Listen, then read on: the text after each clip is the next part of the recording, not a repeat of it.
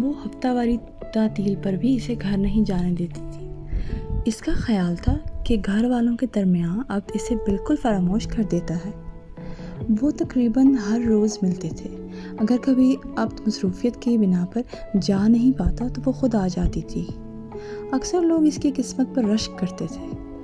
ان رشک کرنے والوں میں سر فہرست جازم، صوب اور علی بھی شامل تھے۔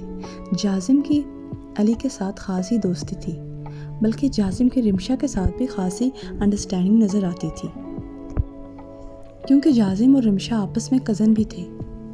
جب وہ اکرام ہاؤس جاتا تو اکثر جازم سے بھی ملاقات ہو جاتی تھی۔ اب وہ روایتی حریفوں کی طرح اس سے نہیں ملتا تھا، بلکہ کافی دوستانہ انداز میں بات چیت ہوتی تھی۔ عبد کی ماما کا خیال تھا کہ عید کے فوراً بعد رمشا کو گھر لے آئیں گے، مگر رمشا نہ جانے کیوں ٹال مٹول کر رہی تھی۔ اس دن بھی اسی بات پر دونوں کے درمیان تکرار ہو گئی تھی۔ تم اپنی ماما کو ابھی ڈیٹ فکس کرنے کے لیے مت بھیجنا۔ اس دن وہ لانگ ڈرائیو کے لیے شہر کی سڑکیں روند رہے تھے۔ کیوں؟ اب نے حیرت سے پوچھا۔ بس ابھی موڈ نہیں ہے۔ لہجے میں بلا کی بے نیازی تھی۔ واہ، کیا کہنے محترمہ کے موڈ و مزاج کے۔ اب طنزی انداز میں گویا ہوا۔ اچھا، طنز کرنے کی ضرورت نہیں، میں جو کہہ رہی ہوں وہی ہوگا۔ وہ حکمیہ انداز میں انگلی اٹھا کر بولی۔ تم جو کہہ رہی ہو وہ نہیں ہوگا، اب جو میں چاہوں گا وہی ہوگا۔ عبد بھی اسی انداز میں بولا۔ تم زبردستی کرو گے؟ کر بھی سکتا ہوں، آفٹر آل تم میری منکوحہ ہو، وہ اسے چھیڑتے ہوئے بولا۔ میں اسی لیے نکاح نہیں کروانا چاہتی تھی، کیونکہ تمہارے جیسے پینڈو فوراً حق جتانے لگتے ہیں۔ اس نے نخوت سے ناک چڑھا لی۔ یہ پینڈو آپ کی چوائس ہے۔ اب نے گویا اسے چڑھایا تھا اور وہ چڑھ بھی گئی۔ اب ساری زندگی اسی بات کے تانے دینا۔ یہ کوئی غلط بات بھی نہیں، میں نے ٹھیک ہی تو کہا ہے، اب نے کمال اطمینان سے کہا۔ تم بھلا غلط کہہ سکتے ہو؟ بہرحال مجھے ابھی 2-3 سال تک رخصتی نہیں کرنا، اس نے حتمی انداز میں کہا۔ کیوں؟ پی ایچ ڈی کا ارادہ ہے؟ ہو نا، مجھے پڑھائی سے کوئی دلچسپی نہیں، جب میں ڈاکٹر نہیں بن سکی تو پھر کچھ اور کیوں بنتی؟ یہ تو پاپا کی ضد تھی جو میں نے بمشکل گریجویشن کر لیا۔ اس کا انداز عجیب سی تپش لیے ہوئے تھا۔ تو کیا ڈاکٹر بننے کا شوق تھا؟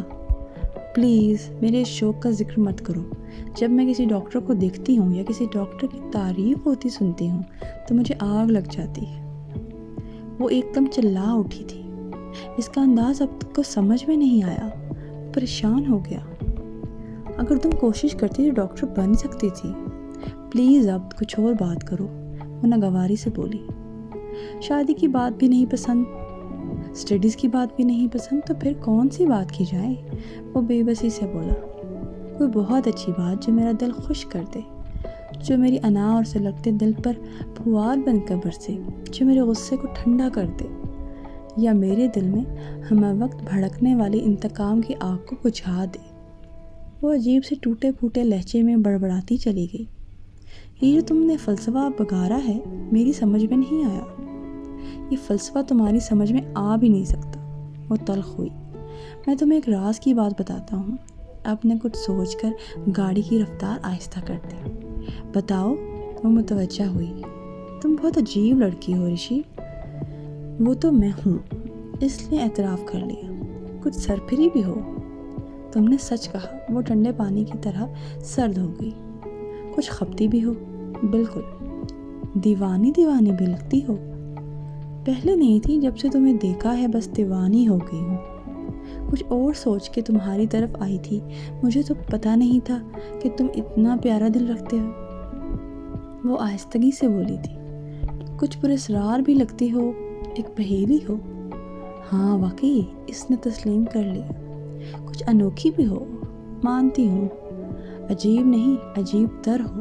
وہ گویا گردان کیے جا رہا تھا اور رمشا ہاں ہاں کی مہر لگا رہی تھی۔